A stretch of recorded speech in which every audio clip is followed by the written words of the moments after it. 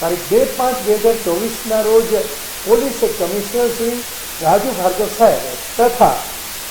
અધિક police commissioner સાહેબ વિધિ ચૌધરી સાહેબ તથા નાયબ પોલીસ કમિશનર ટ્રાફિક શ્રી પૂજા યાદવ સાહેબ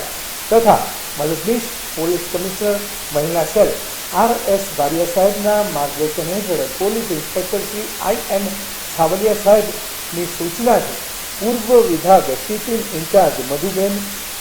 સહકર્મચારીઓ અવનીબા તથા કાજલબેન તથા સુજાતાબેન તથા ઉત્તર વિભાગ ઇન્ચાર્જ ટીકાબેન તથા સહકર્મચારી કોકિલાબેન દ્વારા કષ્ટભંજન સોસાયટીમાં રહેતા સિનિયર સિટીઝન્સની મુલાકાત લઈ તેઓની તબિયત વિશે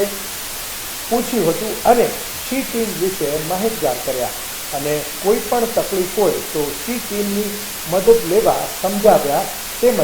સાયબર ફ્રોડ અંગે માહિતી આપી હતી. અહેવાલ સંજય પોપટ.